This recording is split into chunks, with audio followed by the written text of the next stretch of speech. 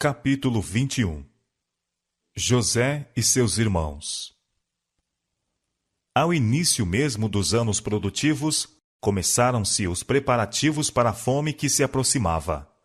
Sob a direção de José, imensos depósitos foram erigidos em todos os lugares principais, por toda a terra do Egito, e tomadas amplas disposições para preservar o excedente da colheita que se esperava. A mesma orientação foi continuada durante os 7 anos de abundância, até que a quantidade de trigo posta em depósito se achava além de estimativa. E então começaram a vir os 7 anos de carestia, conforme a predição de José. E havia fome em todas as terras, mas em toda a terra do Egito havia pão. E tendo toda a terra do Egito fome, clamou o povo a Faraó por pão. E Faraó disse a todos os egípcios: Ide a José, o que ele vos disser, fazei. Havendo, pois, fome sobre toda a terra, abriu José tudo em que havia mantimento, e vendeu aos egípcios. Gênesis capítulo 41, versos 54 a 56. A fome estendeu-se à terra de Canaã, e foi severamente sentida naquela parte do país em que Jacó habitava. Ouvindo falar da provisão abundante feita pelo rei do Egito, 10 dos filhos de Jacó viajaram para ali a fim de comprar trigo. À sua chegada foram encaminhados ao agente do rei, e juntamente com outros pretendentes vieram apresentar-se perante o governador da terra. E eles inclinaram-se ante ele, com a face na terra. José, pois, conheceu os seus irmãos, mas eles não o conheceram. Seu nome hebreu tinha sido mudado por outro, concedido pelo rei, e pouca semelhança havia entre o primeiro-ministro do Egito e o rapaz que haviam vendido aos ismaelitas. Quando José viu os irmãos curvarem-se e fazendo-lhe mesuras, seus sonhos vieram-lhe à mente, e as cenas do passado surgiram vividamente diante dele. Seu olhar penetrante, examinando o grupo, descobriu que Benjamim não estava entre eles. Teria ele também caído como vítima da traiçoeira crueldade daqueles homens ferozes? Decidiu-se a saber a verdade. Vós sois espias, disse ele severamente, e vieste para ver a nudez da terra. Eles responderam: Não, senhor meu, mas teus servos vieram comprar alimento. Todos nós somos filhos de um varão, somos homens de retidão, os teus servos não são espias. Desejou saber se possuíam o mesmo espírito altivo que tinham quando com ele estava, e bem assim tirar deles alguma informação com relação à sua casa. Bem sabia, contudo, quão enganadores poderiam ser as suas declarações. Repetiu a acusação, e eles replicaram: Nós, teus servos, somos 12 irmãos, filho de um varão da terra de Canaã, e eis que o mais novo está com nosso pai hoje, mas um já não existe. Dizendo-se estar em dúvida quanto à veracidade de sua história e considerá-los ainda como espias, o governador declarou que os provaria, exigindo deles que ficassem no Egito até que um deles fosse e trouxesse seu irmão mais moço. Se não consentissem nisto, deveriam ser tratados como espias. Mas, com tal disposição, os filhos de Jacó não poderiam concordar, visto que o tempo exigido para levá-la a efeito faria com que suas famílias sofressem pela falta de alimento. E quem entre eles empreenderia a viagem sozinho, deixando seus irmãos na prisão? Como poderia esse encontrar o pai em tais circunstâncias? Parecia provável que seriam mortos ou escravizados. E se Benjamim fosse trazido, poderia ser apenas para participar da sorte deles. Decidiram-se a ficar e sofrer juntos, em vez de trazerem novas tristezas ao pai pela perda do único filho que lhe restava. Em conformidade com isto, foram lançados na prisão, onde ficaram 3 dias. Durante os anos em que José estivera separado dos irmãos, estes filhos de Jacó se haviam mudado em seu caráter. Invejosos, turbulentos, enganadores, cruéis e vingativo tinham eles sido. Mas agora, quando provados pela adversidade, mostraram-se abnegados, leais uns para com os outros, dedicados ao Pai, e sendo eles homens de idade mediana, sujeitos à sua autoridade. Os 3 dias na prisão egípcia foram de amargurada tristeza, ao refletirem os irmãos em seus pecados passados. A menos que Benjamim pudesse ser trazido, parecia certa a convicção a respeito deles como espias, e pouca esperança tinham de obter o consentimento de seu pai para a ausência de Benjamim. No 3º dia, José fez com que os irmãos fossem trazidos perante ele. Não ousava detê-los por mais tempo. Seu pai e as famílias que com ele estavam poderiam já estar a sofrer pela falta de alimento. Fazei isto, e vivereis, disse ele, porque eu temo a Deus. Se sois homens de retidão, que fique um de vossos irmãos, preso na casa de vossa prisão, e vós, ide, levai trigo para a fome de vossa casa, e trazei-me o vosso irmão mais novo, e serão verificadas as vossas palavras, e não morrereis.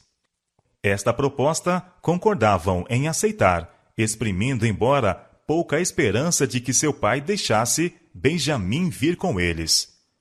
José se comunicara com eles mediante um intérprete, e não fazendo ideia que o governador os compreendesse, conversavam livremente um com o outro em sua presença. Acusavam-se com relação ao tratamento que deram a José. Na verdade, somos culpados acerca desse nosso irmão, pois vimos a angústia de sua alma quando nos rogava. Nós, porém, não ouvimos, por isso vem sobre nós esta angústia. Rúben, que havia formulado o plano de o entregar em Dotã, acrescentou: Não vô-lo dizia eu, dizendo, não pequeis contra o moço. Mas não ouvistes, e vedes aqui, o seu sangue também é requerido. José, ouvindo, não pôde dominar suas emoções, e saiu e chorou. À sua volta, ordenou fosse Simão amarrado perante eles, e de novo entregue à prisão. No tratamento cruel a seu irmão, Simeão fora o instigador e principal ator, e foi por esta razão que a escolha recaiu sobre ele. Antes de permitir que seus irmãos partissem, José deu ordens para que fossem supridos de trigo e também que o dinheiro de cada homem fosse colocado secretamente na boca do respectivo saco. Forragens para os animais, durante a viagem para casa, também foi suprida. Em caminho, um grupo, abrindo o saco, ficou surpreendido por encontrar o seu saquitel contendo o dinheiro de prata. Dando a conhecer o fato aos demais, ficaram alarmados e perplexos e disseram uns aos outros: Que é isto que Deus nos tem feito? Pois que deveriam considerar isso como um sinal da parte do Senhor, ou permitir a ele que tal acontecesse, para os castigar de seus pecados e mergulhá-los ainda mais na aflição? Reconheciam que Deus vira seus pecados e que agora os estava castigando. Jacó estava inquieto, esperando a volta dos filhos, e à sua chegada, todo o acampamento reuniu-se ansiosamente em redor deles, enquanto relatavam ao pai tudo o que havia ocorrido. O espanto e a apreensão enchiam todos os corações. O proceder do governador egípcio parecia implicar algum mau desígnio, e seus temores se confirmaram quando, ao abrirem os respectivos sacos, o dinheiro do possuidor foi encontrado em cada um deles. Em sua angústia, o idoso pai exclamou: Tendes-me desfilhado. José já não existe, e Simeão não está aqui. Agora levareis a Benjamim. Todas estas coisas vieram sobre mim. Rúben respondeu: Mata os meus 2 filhos, se tu não tornar a trazer. Dá-mo em minha mão, e tu tornarei a trazer. Este arrebatado discurso não aliviou o espírito de Jacó. Sua resposta foi: Não descerá meu filho convosco, porquanto seu irmão é morto, e só ele ficou. Se lhe sucede algum desastre no caminho por onde fordes, fareis descer minhas cãs com tristeza à sepultura. Mas a seca continuou, e com o correr do tempo, o suprimento de trigo que fora trazido do Egito estava quase esgotado.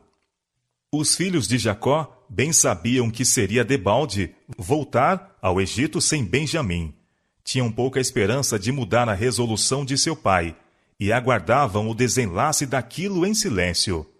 Cada vez mais negra se tornava a sombra da fome que se aproximava. No rosto ansioso de todos no acampamento, lia o ancião a necessidade deles, e finalmente disse: Tornai, comprai-nos um pouco de alimento. Judá respondeu: Fortemente nos protestou aquele varão, dizendo: Não vereis a minha face, se o vosso irmão não vier convosco. Se enviares conosco o nosso irmão, desceremos e te compraremos alimento. Mas se não enviares, não desceremos. Porquanto aquele varão nos disse: Não vereis a minha face, se o vosso irmão não vier convosco. Vendo que a resolução de seu pai começava a vacilar, acrescentou: Envia o mancebo comigo, e levar-nos-emos, e levantar-nos-emos, e iremos, para que vivamos, e não morramos, nem nós, nem tu, nem os nossos filhos. E se ofereceu como fiador por seu irmão, e para arrostar a culpa, para sempre, se deixasse de restituir Benjamim a seu pai. Jacó não podia mais recusar o seu consentimento, e determinou a seus filhos que se preparassem para a viagem. Ordenou-lhes também que levassem ao governador um presente das coisas que o país, devastado pela fome, oferecia: um pouco de bálsamo e um pouco de mel, especiarias, mirra, terebinto e amêndoas, bem como uma dobrada porção de dinheiro. Tomai também a vosso irmão, e levantai-vos, disse ele, e voltai àquele varão. Quando seus filhos estavam para partir para sua viagem duvidosa, o idoso pai levantou-se e, erguendo as mãos para o céu, proferiu esta oração: E Deus Todo-Poderoso vos dê misericórdia diante do varão, para que deixe vir convosco vosso outro irmão, e Benjamim, e eu, se for desfilhado, desfilhado ficarei. De novo viajaram ao Egito e apresentaram-se perante José. Caindo seu olhar sobre Benjamim, o filho de sua própria mãe, ficou ele profundamente comovido. Ocultou, entretanto, a sua emoção, mas ordenou que fossem levados para sua casa e que se fizessem preparativos para comerem com ele. Sendo conduzido ao palácio do governador, os irmãos estavam grandemente alarmados, receando ser chamados a dar contas do dinheiro encontrado nos sacos. Pensavam que tivesse sido propositalmente colocado ali, para dar motivo de os fazer escravo.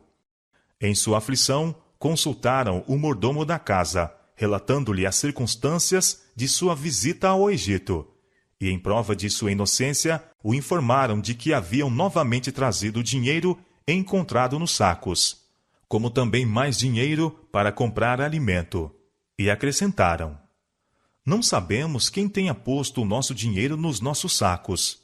O homem respondeu: Paz seja convosco, não temais.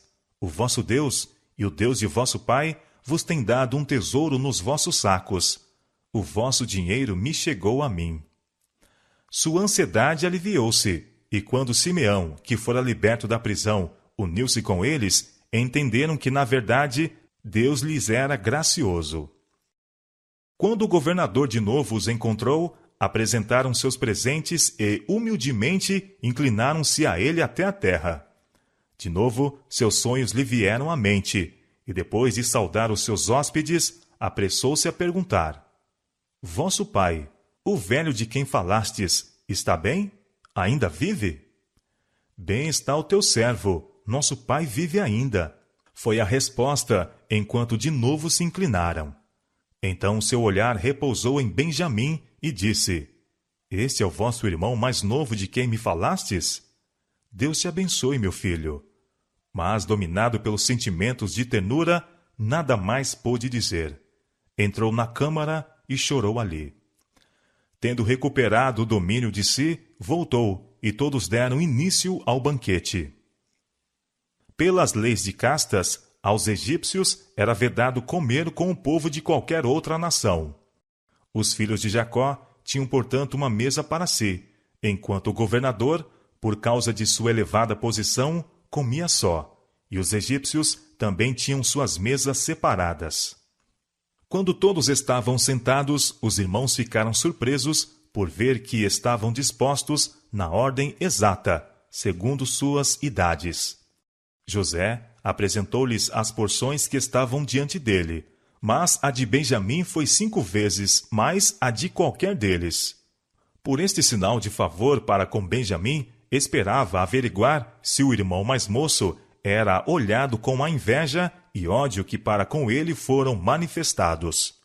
Supondo ainda que José não compreendia sua língua, os irmãos conversavam livremente uns com os outros. Assim teve ele boa oportunidade de conhecer seus verdadeiros sentimentos. Desejava ainda prová-los mais, e antes de sua partida, ordenou que seu próprio copo de prata fosse escondido no saco do mais moço. Alegremente partiram para sua volta. Simeão e Benjamim estavam com eles. Seus animais estavam carregados de trigo, e todos entendiam haver escapado em segurança dos perigos que pareciam cercá-los. Todavia, apenas tinham alcançado os arredores da cidade quando foram surpreendidos pelo mordomo do governador, que proferiu a incisiva pergunta: Por que pagaste mal por bem? Não é este o copo por que bebe meu senhor? E em que ele bem adivinha? Fizestes mal no que fizestes. Supunha-se possuir aquela taça o poder de descobrir qualquer substância venenosa na mesma colocada. Naquele tempo, taças desta espécie tinham alto valor como salvaguarda contra o assassínio pelo envenenamento. À acusação do despenseiro, responderam os viajantes: Por que diz meu senhor tais palavras? Longe estejam teus servos de fazerem semelhante coisa. Eis que o dinheiro que temos achado nas bocas dos nossos sacos te tornamos a trazer desde a terra de Canaã. Como, pois, furtaríamos da casa de teu senhor prata ou ouro? Aquele dos teus servos em quem for achado, morra, e ainda nós seremos escravos do meu senhor.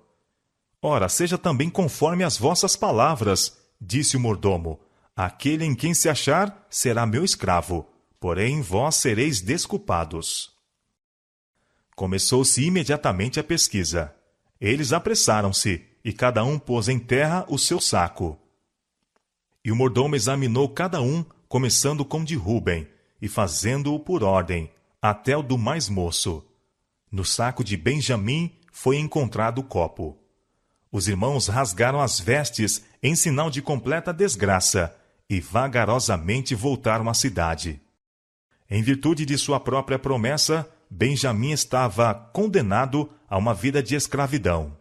Acompanharam o mordomo até o palácio, e encontrando ainda ali o governador, prostraram-se diante dele. Que é isto que fizestes? Disse ele.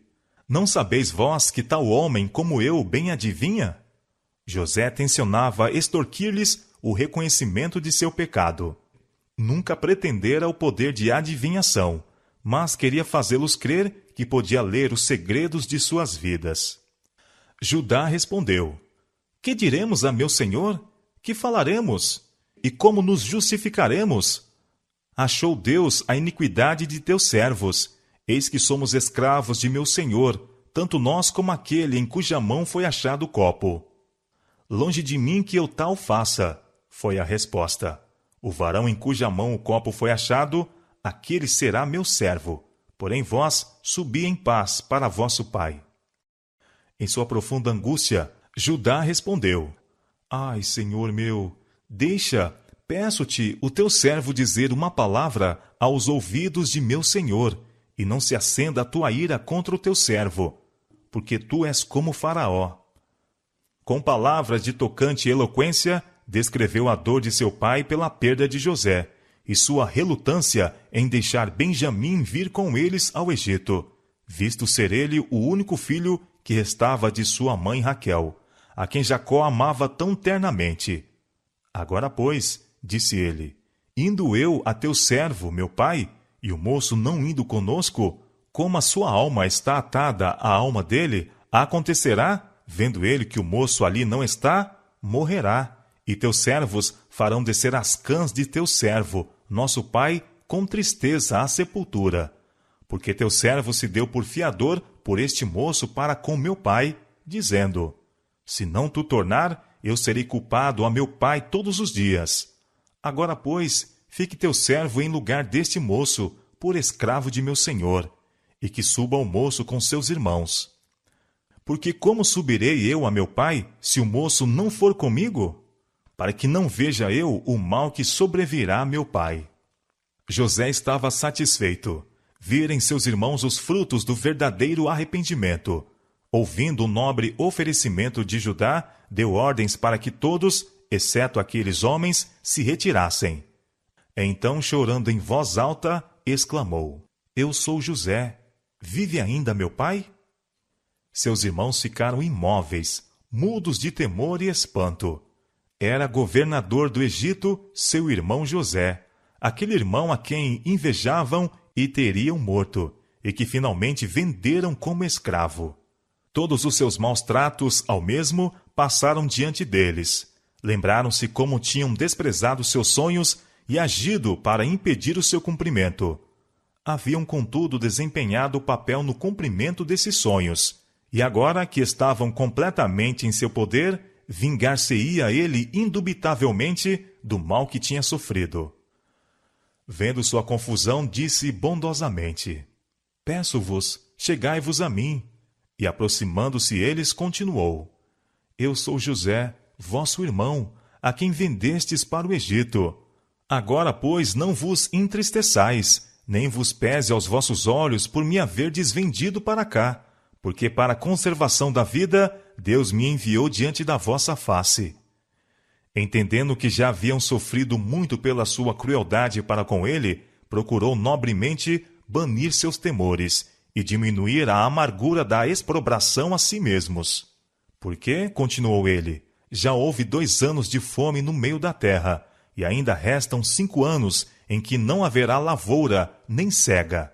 Pelo que Deus me enviou diante da vossa face, para conservar vossa sucessão na terra, e para guardar-vos em vida por um grande livramento. Assim não fostes vós que me enviastes para cá, senão Deus, que me tem posto por pai de Faraó, e por senhor de toda a sua casa, e como regente em toda a terra do Egito. Apressai-vos e subi a meu pai, e dizei-lhe: assim tem dito teu filho José: Deus me tem posto por senhor em toda a terra do Egito. Desce a mim, e não te demores, e habitarás na terra de Gozém, e estarás perto de mim, tu e teus filhos, e os filhos dos teus filhos, e as tuas ovelhas, e as tuas vacas, e tudo o que tens. E ali te sustentarei, porque ainda haverá 5 anos de fome, para que não pereças de pobreza, tu e tua casa, e tudo o que tens. E eis que vossos olhos veem, e os olhos de meu irmão Benjamim, que é a minha boca que vos fala. E lançou-se ao pescoço de Benjamim, seu irmão, e chorou. E Benjamim chorou também ao seu pescoço, e beijou a todos os seus irmãos, e chorou sobre eles. E depois seus irmãos falaram com ele. Confessaram humildemente seu pecado, e rogaram perdão. Haviam muito tempo sofrido de ansiedade e remorso, e agora regozijavam-se de que ele ainda estivesse vivo. A notícia do que tivera lugar rapidamente fora levada ao rei, o qual, ansioso por manifestar sua gratidão para com José, confirmou o convite do governador à sua família, dizendo: o melhor de toda a terra do Egito será vosso. Os irmãos foram enviados abundantemente supridos de provisões e carros, e todas as coisas necessárias para a mudança de todas as famílias e subordinados para o Egito. A Benjamim, José concedeu presentes mais valiosos do que aos outros. Então, receando que surgissem entre eles discussões durante a viagem para casa, fez-lhes esta recomendação, ao estarem eles prestes a partir: não contendais pelo caminho. Os filhos de Jacó voltaram a seu pai com estas alegres novas: José ainda vive, e ele também é regente em toda a terra do Egito. A princípio, o ancião ficou abismado. Não podia crer o que ouvia. Mas, quando viu o longo séquito de carros e animais carregados, e Benjamim se achou de novo com ele, convenceu-se e na plenitude de sua alegria exclamou: Basta, ainda vive meu filho José. Eu irei e o verei antes que morra. Outro ato de humilhação restava aos 10 irmãos. Confessaram agora ao pai o engano e crueldade que durante tantos anos haviam amargurado a sua vida e a deles. Jacó não suspeitara ser incapaz de pecado tão vil, mas viu que tudo tinha sido encaminhado para o bem, e perdoou e abençoou seus filhos erradios. O pai e seus filhos, juntamente com as famílias destes, os seus rebanhos e gado, e numerosos agregados, logo estavam a caminho para o Egito. Com alegria de coração, prosseguiram em sua viagem, e quando chegaram a Berseba, o patriarca ofereceu gratos sacrifícios e rogou ao Senhor que lhe concedesse a segurança de que com eles iria. Em visão da noite, veio-lhe a palavra divina: Não temas descer ao Egito, porque eu te farei ali uma grande nação. E descerei contigo ao Egito, e certamente te farei tornar a subir. A asseveração, não temas descer ao Egito, porque eu te farei ali uma grande nação, era significativa. A Abraão fora feita a promessa de uma posteridade inumerável, como as estrelas. Mas, por enquanto, o povo escolhido não havia aumentado senão vagarosamente. E agora, a terra de Canaã não oferecia campo para o desenvolvimento de uma nação tal como fora predita. Estava na posse de poderosas tribos gentílicas que não deveriam ser despojadas até a 4ª geração. Se os descendentes de Israel deviam ali tornar-se um povo numeroso, teriam de ou expulsar os habitantes da terra ou dispersar-se entre eles. Não podiam fazer de acordo com a primeira alternativa, em conformidade com a disposição divina. E se eles se misturassem com os cananeus, estariam em perigo de serem seduzidos à idolatria. O Egito, contudo, oferecia as necessárias condições para o cumprimento do propósito divino. Uma região do país, bem regada e fértil, foi-lhes aberta ali, proporcionando toda a vantagem para o seu rápido aumento. E a antipatia que deveriam encontrar no Egito, por causa de sua ocupação, pois que todo pastor era abominação para os egípcios, habitá-los-ia a permanecer como um povo distinto e separado, e serviria assim para os excluir da participação na idolatria do Egito. Chegando ao Egito, a multidão encaminhou-se diretamente para a terra de Gozém. Ali chegou José em seu carro oficial, acompanhado de uma comitiva principesca. O esplendor do que o cercava e a dignidade de sua posição foram semelhantemente esquecidos. Um pensamento apenas lhe enchia a mente. Um anelo fremia seu coração. Vendo ele os viajores que se aproximavam, o amor cujos anseios por tantos longos anos havia sido reprimidos, não mais foi dominado. Saltou do carro e apressou-se a dar as boas-vindas ao pai, e lançou-se ao seu pescoço e chorou sobre o seu pescoço longo tempo. E Israel disse a José: Morra eu agora, pois já tenho visto o teu rosto, que ainda vives. José levou 5 de seus irmãos para os apresentar a Faraó, e recebeu dele a concessão da terra para sua futura morada. A gratidão para com seu primeiro-ministro teria levado o monarca a honrá-los, designando-os para cargos de estado. José, porém, fiel ao culto a Jeová, procurou salvar seus irmãos das tentações a que estariam expostos em uma corte gentílica. Portanto, aconselhou-os a que, quando fossem interrogados pelo rei, lhe contassem francamente sua ocupação. Os filhos de Jacó seguiram esse conselho, tendo também o cuidado de declarar que tinham vindo para peregrinar na terra, não para se tornarem habitantes permanentes ali, reservando assim o direito de partirem, se o quisessem. O rei indicou-lhes uma morada oferecida no melhor da terra, o território de Gozém. Não muito tempo depois de sua chegada, José trouxe também a seu pai para ser apresentado a Faraó. O patriarca era um estranho nas cortes reais, mas entre as cenas sublimes da natureza tinha tido comunhão com o monarca mais poderoso, e agora, em uma consciente superioridade, levantou as mãos e abençoou a Faraó. Em sua primeira saudação a José, Jacó falara como se estivesse pronto a morrer, depois daquele feliz termo à sua longa ansiedade e tristeza. Mas 17 anos deveriam ainda ser-lhe concedido no retiro pacífico de Gozém. Estes anos estiveram em feliz contraste com aqueles que os precederam. Viu em seus filhos provas de verdadeiro arrependimento. Viu sua família rodeada de todas as condições necessárias ao desenvolvimento de uma grande nação.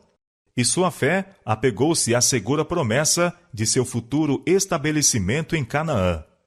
Ele próprio estava cercado de todo indício de amor e favor que o primeiro-ministro do Egito poderia conferir. E feliz na companhia de seu filho durante tanto tempo perdido, desceu calma e pacificamente à sepultura. Sentindo aproximar-se a morte, mandou chamar José. Atendendo-se ainda firmemente à promessa de Deus relativa à posse de Canaã, disse: Rogo-te que não me enterres no Egito, mas que eu jaza com meus pais. Por isso me levarás do Egito e me sepultarás na sepultura deles. José prometeu fazê-lo, mas Jacó não estava satisfeito. Exigiu um juramento solene para o depor ao lado de seus pais na cova de Macpela. Outro assunto importante reclamava a atenção. Os filhos de José deveriam ser com as devidas formalidades incluídos entre os filhos de Israel. José, vindo para a última entrevista com seu pai, trouxe consigo Efraim e Manassés. Estes jovens estavam ligados, por sua mãe, à mais elevada ordem do sacerdócio egípcio, e a posição de seu pai abria-lhes as portas da riqueza e distinção, caso preferissem eles unir-se aos egípcios. Era, entretanto, o desejo de José que eles se unissem ao seu próprio povo. Manifestou sua fé na promessa do concerto, renunciando em favor de seus filhos todas as honras que a corte do Egito oferecia, e isto para ter um lugar entre as desprezadas tribos de pastores, às quais foram confiados os oráculos de Deus. Disse Jacó: Os teus 2 filhos, que te nasceram na terra do Egito, antes que eu viesse a ti no Egito, são meus. Efraim e Manassés serão meus, como Rúben e Simeão. Deviam ser adotados como seus e tornar-se cabeças de tribos distintas. Assim, um dos privilégios da primogenitura, que Rúben havia perdido, recairia em José, uma dupla porção em Israel. A vista de Jacó estava obscurecida pela idade, e não notara a presença dos moços. Agora, porém, percebendo o contorno de suas formas, disse: Quem são estes? Sendo-lhe dito quem era, acrescentou: Peço-te, traze-mos aqui, para que eu os abençoe. Aproximando-se eles, o patriarca abraçou-os e beijou-os, pondo-lhes solenemente as mãos sobre a cabeça para abençoá-los. Proferiu então esta oração: O Deus em cuja presença andaram os meus pais, Abraão e Isaque, o Deus que me sustentou, desde que eu nasci até este dia, o anjo que me livrou de todo o mal, abençoe estes rapazes. Não havia então o espírito de dependência de si mesmo, nem confiava no poder e sagacidade humanos. Deus tinha sido seu preservador e apoio. Não havia queixa dos maus dias do passado. Suas provações e tristezas não mais eram consideradas como coisas que vieram sobre ele. A memória apenas trazia a lembrança da misericórdia e amorável bondade de Deus, que com ele estiveram durante toda a sua peregrinação. Terminada a bênção, Jacó fez a seu filho esta asseveração, deixando às gerações vindouras, através de longos anos de cativeiro e tristeza, este testemunho de fé. Eis que eu morro, mas Deus será convosco, e vos fará tornar a terra de vossos pais. Finalmente todos os filhos de Jacó foram reunidos em redor de seu leito de morte. E Jacó chamou seus filhos e disse: Ajuntai-vos, e ouve, filhos de Jacó, e ouve a Israel vosso pai. E anunciar-vos-ei que vos há de acontecer nos derradeiros dias. Muitas vezes e com ansiedade havia pensado no futuro deles, e se esforçara por figurar a si mesmo a história das diferentes tribos. Agora, quando os filhos esperavam receber sua última bênção, o espírito de inspiração repousou sobre ele, e em visão profética desvendou-se-lhe o futuro de seus descendentes. Um após outro, o nome de seus filhos foram mencionados, descrito o caráter de cada um e, de modo breve, predita a futura história da tribo. Rúben, tu és meu primogênito, minha força e o princípio de meu vigor, o mais excelente em alteza, o mais excelente em poder. Assim o pai descreveu qual teria sido a posição de Rúben como filho primogênito, mas seu grave pecado em Edar fê-lo indigno da bênção da primogenitura. Continuou Jacó: inconstante como a água, não serás o mais excelente. O sacerdócio foi designado a Levi, o reino e a promessa messiânica a Judá, e a dupla porção da herança a José. A tribo de Rúben nunca sobressaiu em Israel, não foi tão numerosa como Judá, José ou Dan, e achou-se entre as primeiras que foram levadas em cativeiro. Seguindo pela idade a Rúben estavam Simeão e Levi. Eles estiveram unidos em sua crueldade para com os siquemitas, e foram também os mais culpados de ser José vendido. Foi declarado com respeito a eles: eu os dividirei em Jacó, e os espalharei em Israel. No recenseamento de Israel, precisamente antes de sua entrada em Canaã, Simeão era a menor tribo. Moisés, em sua última bênção, não fez referência a Simeão. No estabelecimento das tribos em Canaã, teve esta unicamente uma pequena parte do quinhão de Judá, e as famílias que mais tarde se tornaram poderosas formaram diferentes colônias e estabeleceram-se territórios fora das fronteiras da Terra Santa. Levi também não recebeu herança, a não ser 48 cidades espalhadas em diferentes partes da terra. No caso desta tribo, entretanto, sua fidelidade a Jeová, quando as outras tribos apostataram, assegurou a designação da mesma ao serviço sagrado do santuário. E assim a maldição se transformou em bênção. As bênçãos da primogenitura, que encimavam todas as outras, foram transferidas a Judá. A significação do nome, que denota louvor, desvenda-se na história profética desta tribo. Judá, a ti te louvarão os teus irmãos. A tua mão será sobre o pescoço de teus inimigos. Os filhos de teu pai a ti se inclinarão. Judá é um leãozinho. Da presa subiste, filho meu. Encurva-se e deita-se como um leão, e como um leão velho. Quem o despertará? O cetro não se arredará de Judá, nem o legislador dentre seus pés, até que venha Siló, e a ele se congregarão os povos. O leão, rei das selvas, é um símbolo apropriado desta tribo, da qual veio Davi e o filho de Davi, Siló, o verdadeiro leão da tribo de Judá, perante quem todas as potestades finalmente se encurvarão, e todas as nações prestarão homenagem. Para a maior parte de seus filhos, Jacó predisse um futuro próspero. Chegou finalmente ao nome de José, e o coração do pai transbordou ao invocar ele bênçãos sobre a cabeça daquele que foi separado de seus irmãos. José é um ramo frutífero junto à fonte. Seus ramos correm sobre o muro. Os frecheiros lhe deram amargura, e o frecharam e aborreceram. O seu arco, porém, susteve-se no forte, e os braços de suas mãos foram fortalecidos.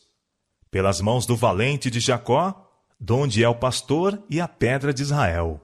Pelo Deus de teu pai, o qual te ajudará, e pelo Todo-Poderoso, o qual te abençoará, com bênçãos dos céus de cima, com bênçãos do abismo que está embaixo, com bênçãos dos peitos e da madre. As bênçãos de teu pai excederão as bênçãos de meus pais, até a extremidade dos outeiros eternos. Elas estarão sobre a cabeça de José, e sobre o alto da cabeça do que foi separado de seus irmãos. Jacó fora sempre homem de afeição profunda e ardorosa. Seu amor para com os filhos era forte e terno, e o testemunho que lhes proferiu à hora da morte não foi uma declaração de parcialidade ou ressentimento. Ele lhes perdoara a todos e os amou até ao fim. Sua ternura paternal teria encontrado expressão apenas em palavras de animação e esperança, mas o poder de Deus repousou sobre ele, e sob a influência da inspiração foi constrangido a declarar a verdade, ainda que penosa. Pronunciadas as últimas bênçãos, Jacó repetiu a incumbência relativa ao seu sepultamento. Eu me congrego ao meu povo. Sepultai-me com meus pais, na cova que está no campo de Maquipela. Ali sepultaram Abraão e a Sara, sua mulher. Ali sepultaram a Isaque e a Rebeca, sua mulher.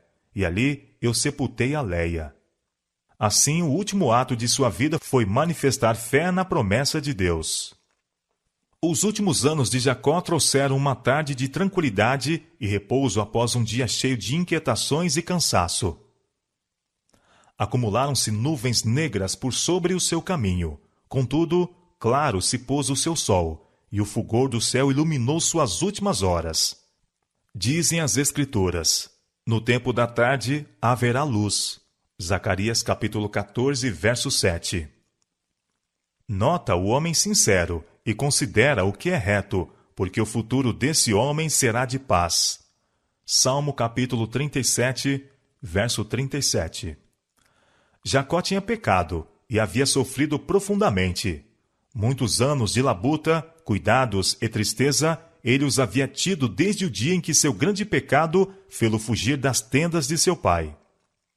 Como fugitivo sem lar, separado de sua mãe, a quem nunca mais viu, trabalhando 7 anos por aquela que amava, apenas para ser vilmente enganado, labutando 20 anos ao serviço de um parente ávido e ganancioso, vendo sua riqueza aumentar e seus filhos crescerem em redor de si, mas encontrando pouca alegria na casa contenciosa e dividida, angustiado pela desonra de sua filha, pela vingança dos irmãos da mesma, pela morte de Raquel, pelo crime desnatural de Ruben, pelo pecado de Judá, pelo engano e malícia cruéis praticados para com José.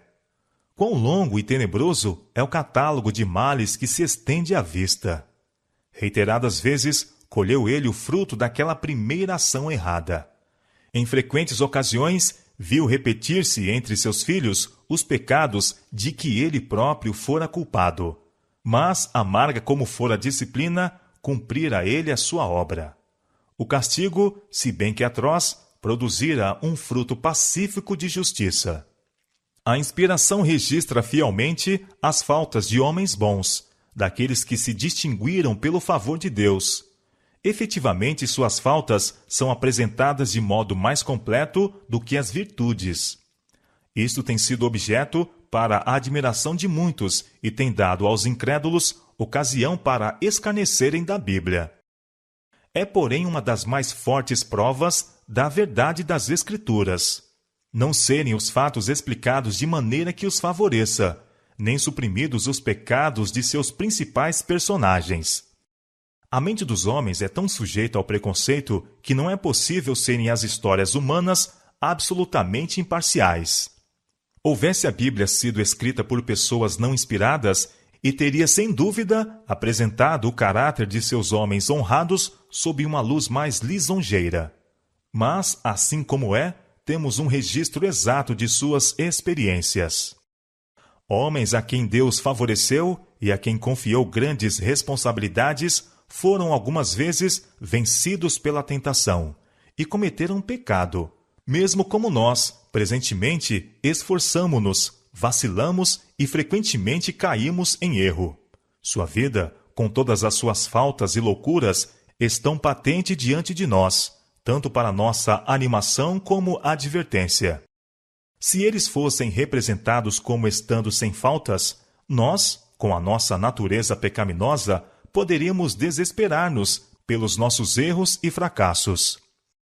Mas, vendo onde outros lutaram através de desânimos semelhantes aos nossos, onde caíram sob a tentação como o temos feito, e como todavia se reanimaram e venceram pela graça de Deus, acoroçoamo-nos em nosso esforço para alcançar a justiça. Como eles, embora algumas vezes repelidos, recuperaram o terreno e foram abençoados por Deus, assim nós também podemos ser vencedores na força de Jesus.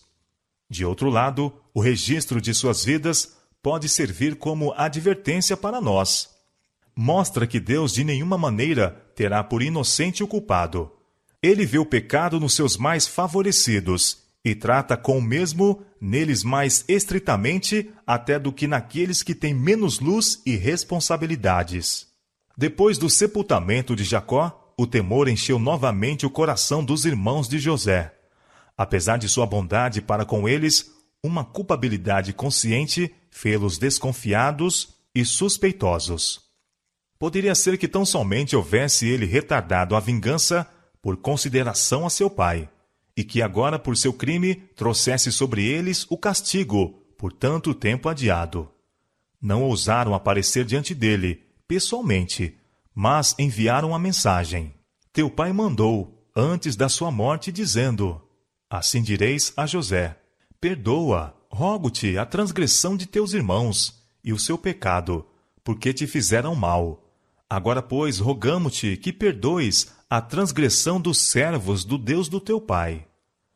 Esta mensagem afetou José até as lágrimas, e animados com isto, seus irmãos vieram e prostraram-se diante dele, com as palavras: eis-nos aqui por teus servos.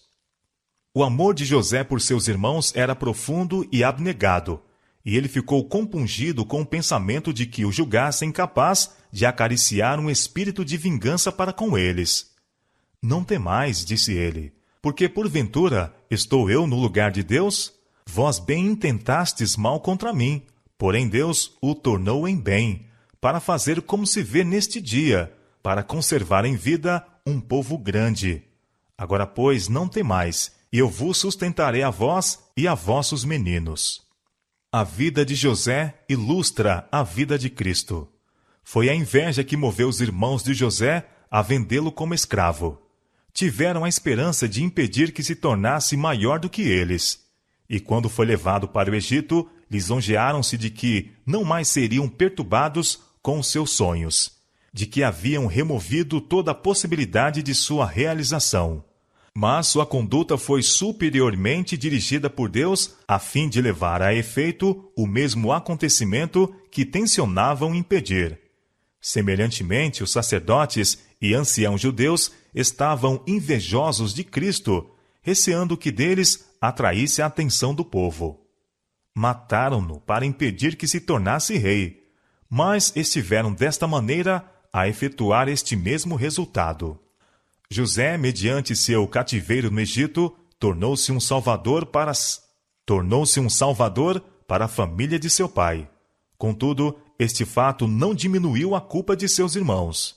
Semelhantemente, a crucificação de Cristo pelos seus inimigos fez dele o Redentor da humanidade, o Salvador de uma raça decaída, e governador do mundo inteiro.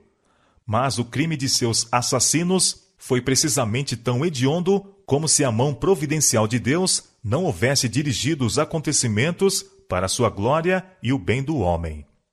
Assim como José foi vendido aos gentios por seus próprios irmãos, foi Cristo vendido aos piores de seus inimigos por um de seus discípulos.